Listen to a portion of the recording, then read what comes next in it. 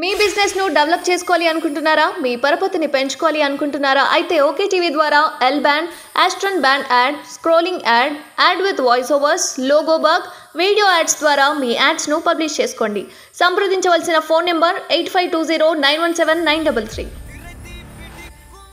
And ముఖ్యంగా sir phone tappings విషయానికి వద్దాము. సో చాలా భుజంగరావు అని చెప్పి అదని చెప్పి ఇదని చెప్పి దీన్ని మాత్రం సీరియస్గా తీసుకున్నారు. అసలు ఈ కల్వకుంట్ల కుటుంబంలో నుంచి అరెస్ట్ అవుతుంది నోటీసులు పోతాయి అని చెప్తున్నారు. కానీ ఇంకా ఇంకా ఎంక్వైరీ చేస్తూనే ఉన్నారు. అసలు వీళ్ళు అరెస్ట్ అయ్యే అవకాశం ఉందా లేదా? ఈ ప్రభాకర్ రావు కూడా హైదరాబాద్కి వచ్చినట్టు తెలిసింది. మరి ఆయనని రిమాండ్లోకి తీసుకొని మరి ఆయన నుంచి ఇంకా ఏ విషయాలు రాబట్టబోతున్నారు? అయితే అన్నిటికంటే పెద్ద నేరము ఫోన్ ట్యాపింగ్, అలా డౌట్ లేదు. దానికంటే ముందు తెలంగాణ ప్రజలు ఒక విషయాన్ని మనం అప్రమత్తం చేయాల్సిన అవసరం ఏంటంటే, ఈరోజు పార్లమెంట్ ఎలక్షన్స్ వస్తున్నాయి. ఈ 6 గ్యారెంటీ ప్రభుత్వం పైన షార్ట్ పీరియడ్లోనే వ్యతిరేకం మొదలైంది. రైతు బంధు దొబ్బేసిన కాంచెల్ని మంట మీద ఉన్నారు. ఎవరి అకౌంట్లో పోయినా పబ్లిక్ తెలుసు. అందుకని నేను మరోసారి చెప్పమను. ఈ 6 పథకాల చర్చ జరగకుండా ఉండడానికి ఫోన్ ట్యాపింగ్ అనేది పట్టుకొచ్చింది. ఫోన్ ట్యాపింగ్ జరిగింది వాస్తవం, అర్థమైందా? అందరు ఫోన్లు ఇచ్చేసింది వాస్తవం. కానీ దీని మీద అంత ఫోకస్ కమిషనర్ గారికి అప్పచెప్పి ఆయన చూసుకుంటాడు. కానీ రోజు నీవు దాని మీదనే ఎంగేజ్ అయ్యేటట్టుగా చేసి, దాని మీదనే వార్తలు వచ్చేటట్టుగా చేసి, ఈ 6 పథకాల గురించి చర్చ లేకుండా చేద్దామనేది ప్రధానమైన లక్ష్యం. అది చెప్తా. ఇంకోటి, కథ క్లైమాక్స్కి వచ్చి, ఏది ఫోన్ ట్యాపింగ్ కేసు కథ క్లైమాక్స్కి వచ్చి A1 ముద్దాయిని అరెస్ట్ చేసే క్రమంలో పోలీస్ కమిషనర్ గారిని ట్రాన్స్ఫర్ చేస్తారు. అక్కడ దాకా వస్తే ఒకవేళ, ఎందుకంటే కమిషనర్ గారు చాలా స్ట్రాంగ్, ఆయన ఇవ్వనికి ముఖ్యమంత్రి చెప్పిన ఆయన కాబట్టి శ్రీనివాస్ రెడ్డి చాలా స్ట్రాంగ్. నేను వరంగల్ ఉన్నప్పుడు చాలాసార్లు ఆయనతో ఫోన్లలో మాట్లాడినా. నేను జడ్సని చెప్పలే, కొన్ని ఇష్యూస్ జరిగినప్పుడు చెప్పేది. అట్లా అంటే పోలీసులు కొన్ని బద్మాష్ పనులు చెప్తే ఆయనకు ఫోన్లో చెప్పేది. అప్పుడు యాక్షన్ ఇమీడియట్గా నా కళ్ళల్లో చూసుకుంటే దూరంకి వెళ్ళి గోడ మీద కూర్చొని యాక్షన్ అట్లా. నాకు ఆయన గురించి షూట్ అంతే, ఆయన వెనుక పోడు. టైం వరకు క్లైమాక్స్ వరకు ట్రాన్స్ఫర్ చేస్తారు, కానీ ఇంట్లో ఏం పోదు. అక్కడ దాకా చూస్తారని నేను అనుకుంటలేను. ఎందుకంటే కవితను అరెస్ట్ చేసినందుకే ఈ బియాడికి రేవంత్ రెడ్డి కోలుకుంటలేడు. కవిత అరెస్ట్ అనిపిస్తుంది అట్లా మీకు?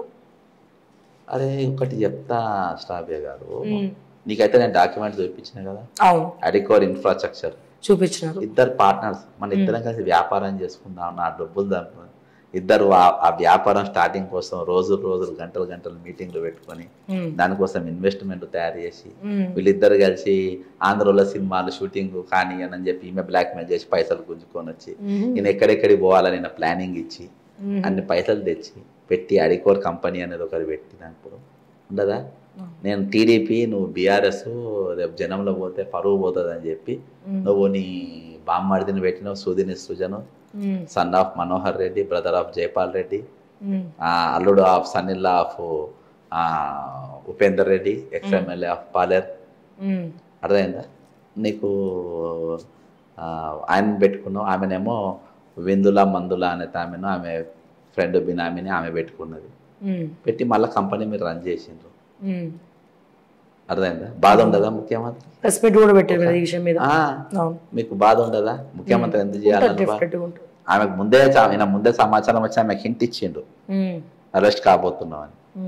అందుకనే కొంచెం ప్రిపేర్ అయిపోయింది. బాధ ఉంటుంది. అందులో ఈయన కూడా ఉండొచ్చు కదా కొన్ని రోజులు. ఎట్లుంటుంది ఏంటిది?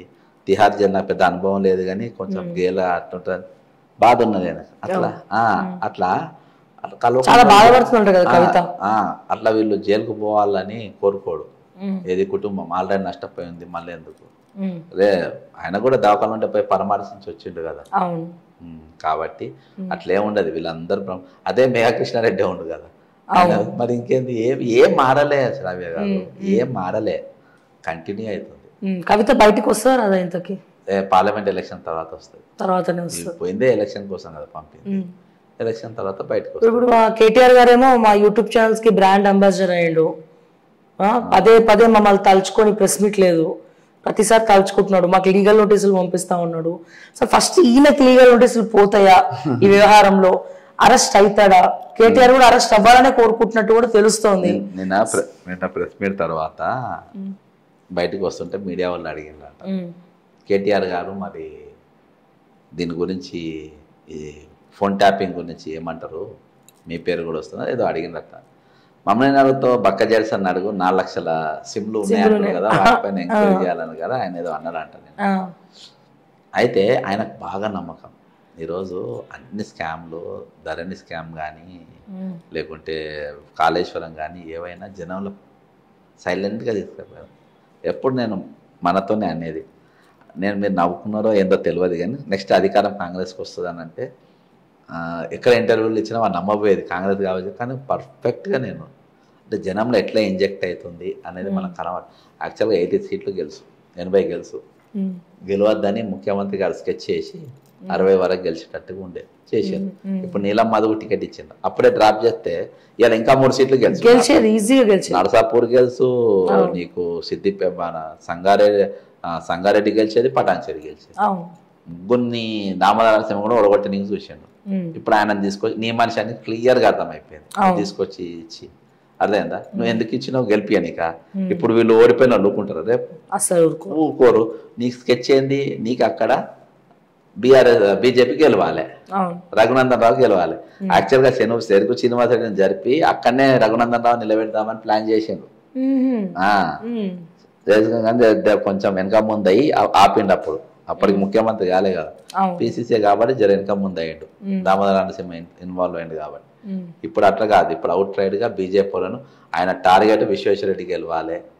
అందుకనే లోకల్ క్యాండిడేట్ అయిన సునీతా మహేందర్ రెడ్డి గారిని తీసుకొని వచ్చి మల్కాజ్గిరిలో పెట్టిండు. లోకల్ అయితే ఆమె తాండూరు, చేవెళ్ళ, వికారాబాదు, అక్కడి నుంచి ఉంటే నో డౌట్ సునీత ఈజీ గెలిచేది. ఆయన ఏంది వీళ్ళు ఫ్యామిలీ వీళ్ళు ఆ ఒప్పందంలే కదా ఆయన అక్కడ కొడంగల్ ఈజీగా గెలిచింది, వాళ్ళ తమ్ముని వీక్ చేసింది. లేకుంటే నరేందర్ రెడ్డి కొట్టేసి కొడంగల్లో వీక్ చేసిందే. అందుకు కాబోయే ముఖ్యమంత్రి నేను అది ఇదని ఏదో సినిమా చూపించులో డ్రాప్ అయ్యాను. ఇవాళ అక్కడ గెలిస్తే అక్కడ ఈటల రాజేందర్ గెలిచేటట్టుంటే అర్థమైందా మీకు. నాగర్ కర్నూలు కూడా నువ్వు బీజేపీ గెలవాలని చెప్పేసి ఇదైంది. ఈ 2 జాగాలలో ఏం బెడిసి కొట్టిందంటే ఈయన మాదిగలకు ఎక్కడ టికెట్ అయిపోయే వరకు ఈ రోజు ఆర్ఎస్ ప్రవీణ్ కుమార్ కు ప్లస్ అవుతుంది అక్కడ, అర్థమైందా. మల్లు రవిని వాళ్ళని పిలిచే వరకు ఈడేమైంది, లోకల్ క్యాండిడేట్ గా ఈయనకు ప్లస్ అయిపోయింది. అక్కడ ఆయన లోకల్, ఇక్కడ ఈయన లోకల్. ఎవరికి మన ఈడ మల్లు రవిని ఎక్కడన్నా ఖమ్మం తీసుకొచ్చి నాగర్ కర్నూలు కూడా పెట్టేటారు, బీజేపీకి ఎట్లయినా కాబట్టి మొత్తం ఈడ రాగి లక్ష్మారెడ్డికి ప్లస్ అవుతుంది, ఈటల రాజేందర్కి వేయకుండా. ఇద్దరు నాన్ లోకల్స్ అయ్యారు, మేము రాగి లక్ష్మారెడ్డికి వేస్తాం. యాక్చువల్ గా అక్కడ మల్కాజ్గిరిలో ఈటల రాజేందర్ గెలవాలని చేసింది, అర్థమైందా. మొత్తం పిక్చర్ అంతా మారిపోయింది, లోకల్ నాన్ లోకల్ ఫీలింగ్ తీసుకొని వచ్చి. అక్కడ అంత ఈజీగా ఎందుకు రేవంత్ రెడ్డి స్థానం, అది అంత ఈజీగా ఆయన స్థానాన్ని ఆయనే ఓడగొట్టుకోవాలని చూస్తాడా? బడే బాయ్